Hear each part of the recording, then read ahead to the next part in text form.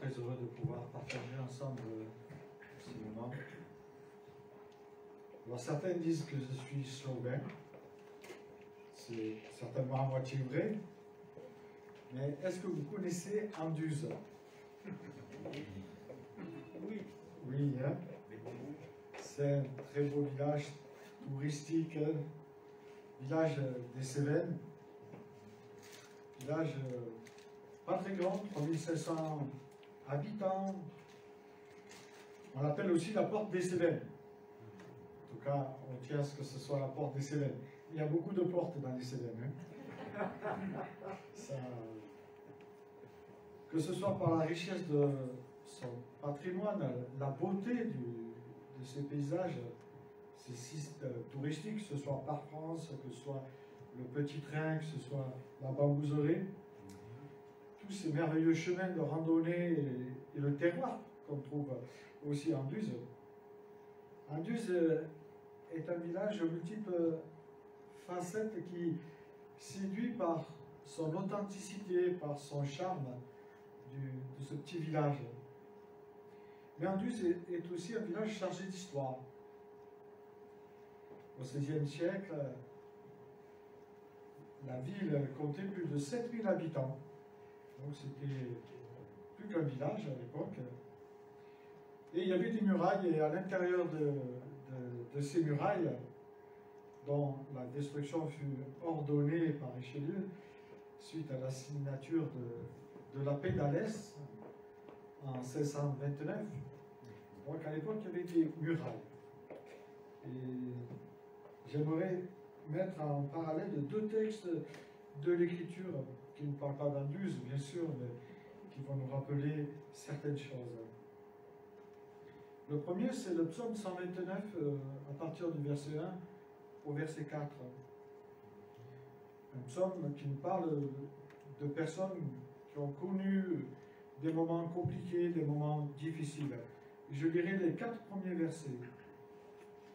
Ça s'intitule « Cantique pour la route vers la demeure de l'Éternel ». Depuis ma jeunesse, on m'a souvent combattu, c'est-à-dire attaqué ou fait du mal. Depuis ma jeunesse, on m'a souvent fait du mal. Mais on a pu l'emporter sur moi. On a labouré mon dos. On y a tracé des profonds silos.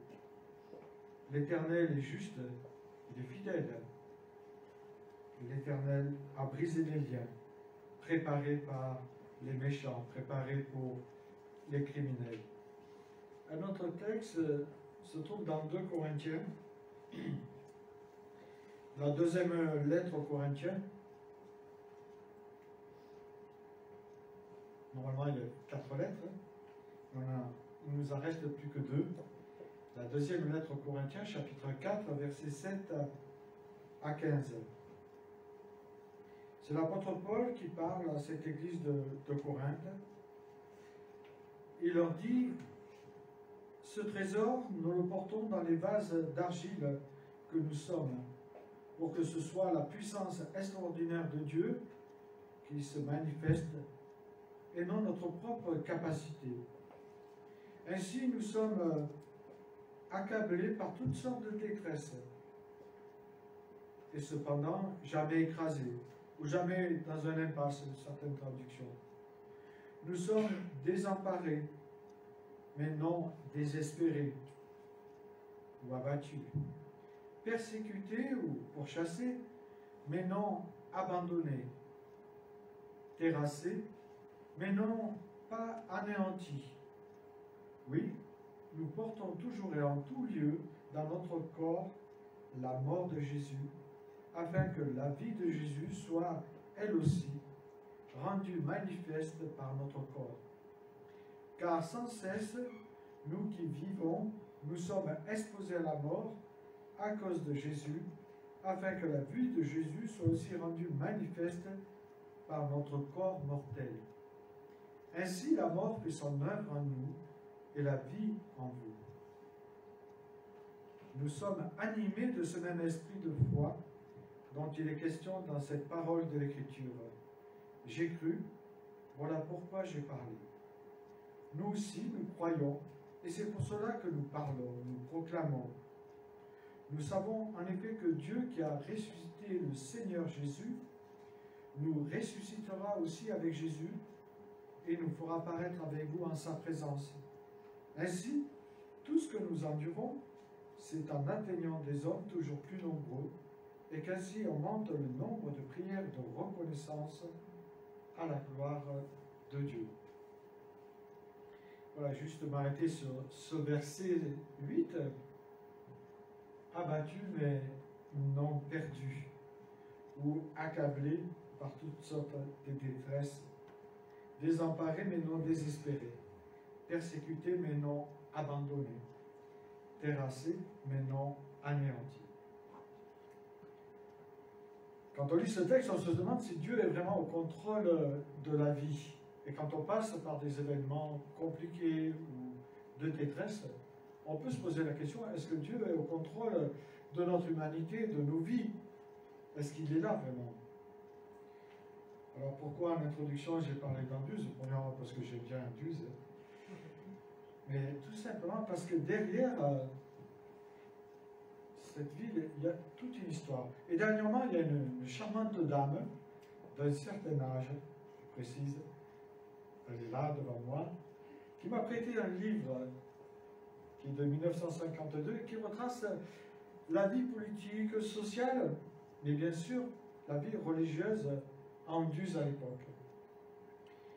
Et je vais vous lire quelques passages, quelques extraits qui sont bouleversants de ce livre, de ce que des hommes et des femmes avant nous, et même des enfants, ont enduré. Je fais la citation. Il fallait des sanctions contre cette ville huguenote, comprenant pratiquement que des protestants. Il y avait une ou deux familles catholiques. Après l'après de Miguel, en 1679, Louis XIV décida d'anéantir la religion protestante en mettant des espions pour dénoncer tous les rassemblements qu'avait Dieu. Malgré les espions et même les missionnaires qu'ils avaient envoyés, il y avait sans cesse des conversions à la religion protestante. Le culte proféré alors fut interdit. Les temples démolis, les ministres, certains expulsés, certains pendus. À partir de 1685, il fallait prendre encore des sanctions encore plus dures, puisque la foi de ces huguenots était là et embrasait encore le pays. Alors on décida de leur infliger diverses sortes de tortures, piquer, larder, chauffer. Ils souffrirent le martyre. Mais les assemblées continuaient dans divers lieux, toujours plus nombreuses. En 1687, on procéda de nombreuses arrestations et on envoya aux galères les hommes sur divers vaisseaux qui partaient à l'étranger. La plupart périssaient dans ce voyage. La plupart avaient droit au double de coups que les autres prisonniers parce qu'ils avaient une foi en Christ. Les protestants devinrent les ennemis jurés de l'État. On leur infligèrent des taxes, des amendes, des contributions qu'on exigeait, bien sûr la mise à mort des ministres qui voulaient persévérer, les enfants qu'on enlevait aux parents, les mariages qu'on brisait. Il y avait à cette époque-là le droit de cuissage, et ce droit de cuissage, on l'exerçait juste le jour du mariage. Et on peut imaginer les traumatismes qu'ont dû vécu ces couples. De tous les coins de la France retentissaient les cris de ces malheureux. Les chrétiens étaient abattus, mais non perdus, nous dit Paul. En 1698, les Antusiens sont accablés par toutes sortes de persécutions. Elles s'intensifient. On enlève aux parents les jeunes filles pour les conduire au couvent. Ils devaient en plus leur payer une pension alimentaire puisqu'on enlevait leurs filles. Jeanne de Serre, une jeune fille, après y être restée 8 ans, puis en sortir grâce à son instruction. Et on parle de sa connaissance de la parole de Dieu. Elle est restée fidèle à sa foi. Et quand on a su qu'elle était restée fidèle à sa foi, on a voulu encore l'enlever. Mais elle est partie dans les bois. Alors son père fut condamné en prison. Il fallait toujours des sanctions plus fortes contre cette ville hugonote. La désolation était générale dans Anduze, car il y avait peu de familles dont un de ses membres ne fut aux galères ou en prison. Les hommes au début, puis plus tard les femmes, étaient enfermées dans la tour de Constance à Aigues-Mortes, où figure cette marque emblématique résister. L'an 1702 à 1725 voit naître la révolte des Camisards, avec tout ce qui s'ensuit comme horreur. Abattus mais non perdus. Voilà l'histoire d'un petit village où des hommes et des femmes ont persévéré, ont tenu ferme leur foi, malgré les diverses persécutions qu'on leur a infligées. Et moi, ça me bouleverse de lire des choses comme ça. Parce que c'est extraordinaire de voir la foi de ces hommes, la foi de ces femmes, qui, malgré toutes les persécutions, continuaient de se retrouver avec une passion incroyable. Tout simplement pour écouter la parole de Dieu. Alors aujourd'hui, nous vivons une période d'accalmie, en tout cas entre guillemets, on pourrait dire, pour le moment, et on peut se poser la question jusqu'à quand aussi. Mais serions-nous prêts de nous retrouver pour écouter la parole au péril de notre vie? Ça, je ne sais pas. En lisant l'histoire, on se rend compte que le fait de se réunir n'était pas pour eux une option, ni une obligation non plus. Ce n'était pas une obligation ni une option. Mais ils vivaient cela comme un privilège, en sachant ce qu'ils pouvaient en coûter. Ils inscrivaient leur rencontre dans leur priorité, malgré les peines qu'ils pouvaient encourir. Ils persévéraient à vouloir se rencontrer. Et on peut se poser la question, qu'en est-il aujourd'hui pour nous, en tant qu'occidentaux, qu'en est-il pour nous dans nos églises occidentales? Connaissez-vous l'emblème des Huguenots de l'époque? Est-ce qu'il y a quelqu'un qui connaît l'emblème des Huguenots de l'époque? Non? Bon, certains, on la croit hugonote, mais c'est pas cela l'emblème des Huguenots. On va le diffuser, mais je vois que Sophie n'est pas là. Donc, c'est embarrassant. Normalement, il y a un emblème. Comment? Non, c'est pas ictus. Non, on trouve cela chez les forgerons.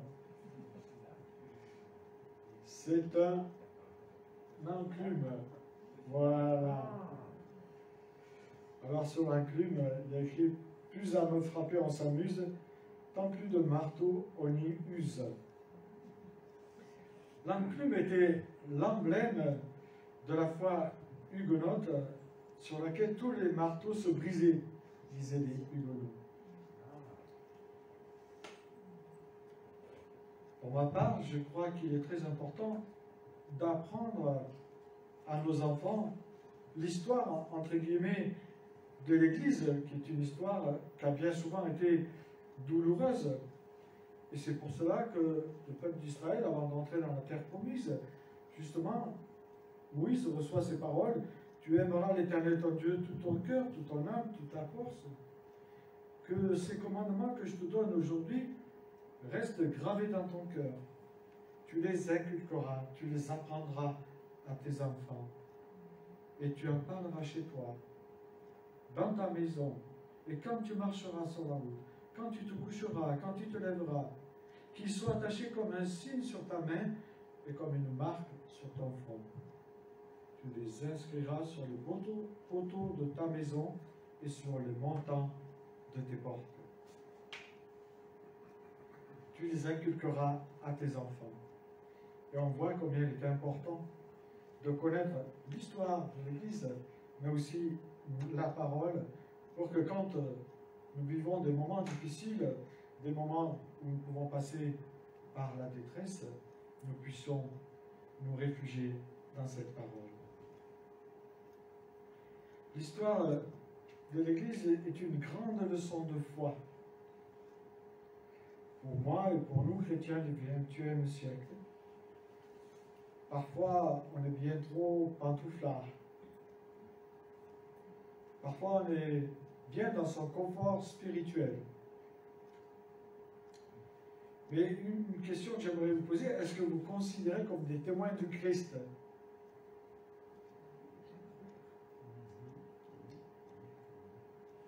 Témoins du Christ. C'est assez intéressant. C'est ce que le Christ nous demande. Est-ce que nous sommes prêts à être ses témoins? Vous savez, quand Jésus dit « Vous serez mes témoins » à ses disciples, ils comprennent très bien l'ampleur qu'il y a derrière. Ce mot témoin, on sait qu'il vient de martos, et il vient aussi du latin martyrus, qui signifie martyr. En fait, quand il dit « Venez, suivez-moi » à ses disciples, et vous serez mes témoins, ils comprennent l'enjeu qu'il y a derrière cela. Je ne suis pas certain que nous-mêmes, nous comprenons l'enjeu qu'il y a derrière quand le Christ nous appelle à sa suite. Souffrir pour attester la vérité, c'est cela un martyr chrétien. C'est donner sa vie sans prendre celle des autres. C'est la différence du martyr dans l'islam qui donne sa vie pour prendre la vie des autres. Il y a une grande différence. Vous savez aussi bien que moi, de tout temps, dès la naissance de l'Église, des persécutions ont eu lieu envers les chrétiens. Et ces persécutions continueront d'avoir lieu jusqu'au retour imminent du Christ. Et nous avons le privilège, nous autres occidentaux, de ne pas vivre cela. Mais si nous regardons l'indice aujourd'hui des chrétiens persécutés dans le monde, c'est affolant. Au total, il y a 74 pays qui présentent un degré de persécution extrême ou très fort. Au moins 340 millions de chrétiens sont touchés, soit un chrétien sur 8 dans le monde. Et nous n'imaginons pas le privilège que nous avons. Pourtant, rien qu'au cours des 5 dernières années, un plus grand nombre de musulmans sont venus à la foi en Jésus que durant les 1400 ans d'islam réunis. En France, aussi, les personnes issues de milieux musulmans, suite à une conversion au christianisme, font le constat des difficultés et des persécutions encourues par leur propre famille. Ils sont exclus du clan familial. Et avec tout ce que ça comporte, On a connu même des jeunes filles qu'on voulait leur enlever la vie parce qu'elles étaient devenues chrétiennes. Ils sont rejetés, battus souvent. Et en février, il y a Siam qui viendra témoigner de cela lors d'un café croissant, et ça pourrait être intéressant. Et on peut penser aux chrétiens d'Algérie, chrétiens de Kabylie, chrétiens de Tunisie, chrétiens du Maroc, voilà, qui vivent leur foi dans la crainte, dans la peur. Mais s'il y a des chrétiens qui se convertissent, ici en France aussi, ils peuvent vivre dans la peur. Et ils ont besoin qu'on sache les accueillir, parce qu'ils perdent tout, on va dire, tout leur clan familial. Est-ce que nous serons prêts à les accueillir, à combler ce vide qu'ils vont vivre? En tout cas, il faut demander au Seigneur qu'il nous donne cette force-là. Le sang des martyrs est la semence des chrétiens. Cette citation remonte à ce grand théologien qui était Tertullien, qui à la fin du IIe siècle, à l'époque déjà des persécutions des chrétiens, a dénoncé publiquement cette injustice envers eux. Et il a pris leur défense. Et quand on lit l'Écriture, on se souvient de ce que Jésus a dit à ses disciples. Le serviteur n'est pas plus grand que son maître. Jusqu'à là, ça va. Mais il continue. S'ils m'ont persécuté, mais automatiquement, ils vous persécuteront. Cela va de soi. Mais s'ils ont gardé ma parole, ils garderont aussi la vôtre. Et c'est intéressant, il y a deux mouvements dans le texte. Il y a le mouvement où on peut être persécuté, mais il y a ce mouvement où il est question qu'ils garderont ma parole. Et si j'ai cité Anduze, c'est parce que Anduze est un petit village, mais un village avec de nombreuses églises évangéliques. Il y a le Grand Temple, l'église évangélique, il y a l'église méthodiste, il y a l'église pentecôtiste, il y a l'église adventiste de 150 membres, il y a l'église de Timothée de 300 membres. Abattus, mais non perdus. La parole de Dieu revient à lui avec l'effet qu'elle désire produire. Et pour nous, c'est rassurant de savoir que les chrétiens ont perdu leur vie, mais cette vie qu'ils ont donnée, ils l'ont donnée pour le Christ, afin que sa parole perdure, afin que ces régions soient source de bénédiction pour beaucoup. Et je pense que notre région aussi, de la Drôme, a vécu aussi des choses compliquées. Elle en reçoit les bénédictions.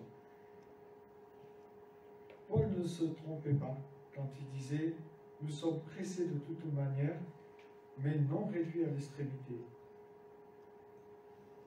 Il ne se trompait pas du tout. Et lui-même fait l'état de ses persécutions un peu plus loin au chapitre 11. Il parle qu'il a été pris pour être molesté, il a fait naufrage, il a été battu, il a été laissé pour mort, lapidé, enfin. Il nous parle de sa vie de chrétien.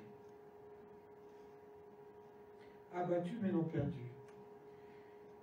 Mais si ces épreuves ont visé à un moment donné les Corinthiens, c'est pour cela que Paul parle. Demain, elles peuvent être des nôtres. Et sommes-nous prêts à vivre des persécutions? Vous savez, on dit, on est bien installé dans notre confort occidental, rien ne peut nous arriver. Et puis, ce petit virus-là, qu'on ne voit même pas, hein, il est venu, il a tout chamboulé. Alors, tout peut arriver. Tout peut arriver. Notre vie peut être bouleversée. L'essentiel, c'est de savoir si nous sommes prêts à vivre un bouleversement. Au travers de ce passage, Paul nous invite à comprendre que les détresses présentes ou à venir ne sont que superficielles, c'est-à-dire éphémères par rapport à la gloire à venir, qui est perpétuelle, qui est éternelle, celle que le Christ nous a promis. Il est bon de se souvenir que, comme le dit Paul, si la mort entraîne la destruction de notre corps, tôt ou tard, elle ne signifie pas notre fin. Au contraire, dit l'apôtre Paul, c'est par la mort que nous recevons notre héritage céleste, c'est-à-dire la vie céleste, et la couronne de justice promise par le Christ à tous ses enfants fidèles. Que le Seigneur nous aide et nous donne le vouloir et le faire pour continuer de persévérer sur ce chemin qui peut être parfois rempli d'obstacles. Parfois, ça peut être calme, mais parfois, il peut y avoir des obstacles dans notre vie. Que nous sachions regarder au Christ, que nous sachions tenir ferme et nous réfugier dans la parole et avoir le désir de nous retrouver pour profiter de ce temps que Dieu nous alloue afin de l'adorer et afin d'écouter sa parole. Je vous invite à prier. Seigneur, notre Dieu, merci.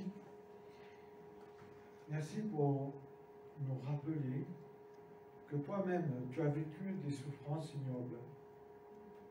Mais toi-même, tu as bu la coupe jusqu'à la lie, afin d'aller jusqu'au bout, pour que nous ayons la vie. Seigneur, tu nous dis que ils t'ont persécuté, que nous pouvons, nous autres, être persécutés. Nous te prions de nous armer, de nous équiper, de ne pas avoir peur, de savoir résister à toutes les lumières de la vie, pour ne pas nous laisser entraîner avec elles dans toutes sortes de choses qui nous éloigneraient de toi, de ta parole, ou même de nos rencontres. Oui, Seigneur, crée à nous ce désir brûlant de lire et de vouloir comprendre davantage ta parole pour mieux être ses témoins, préparés à la rencontre du Christ. Je te demande cela dans le précieux nom du ressuscité de Jésus. Amen. Je vous invite à reprendre un chant qu'on va chanter ce matin. Je crois que c'est le deuxième, 1148, il me semble.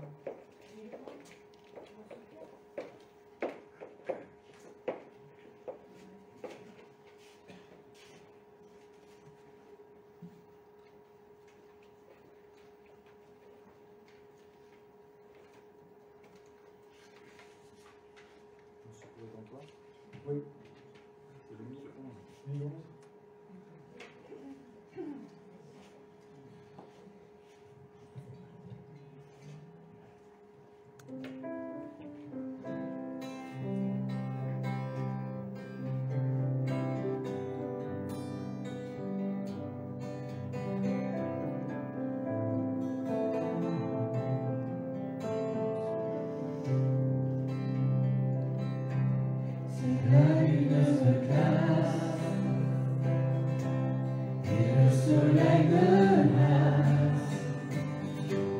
Créateur des étoiles,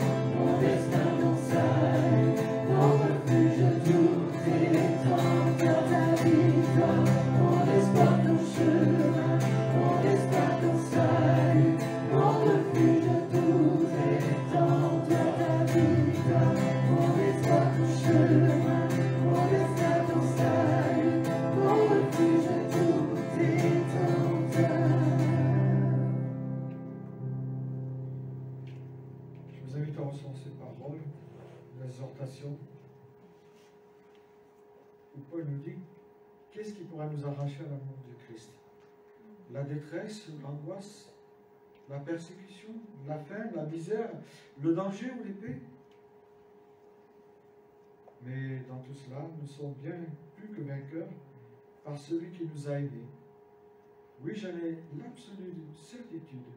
Ni la mort, ni la vie, ni les anges, ni les dominations, ni le présent, ni l'avenir, ni les puissances, ni ce qui est en haut, ni ce qui est en bas, ni aucune autre créature, rien ne pourra nous arracher à l'amour de Dieu qui nous a témoigné en la personne de Jésus-Christ, notre Seigneur.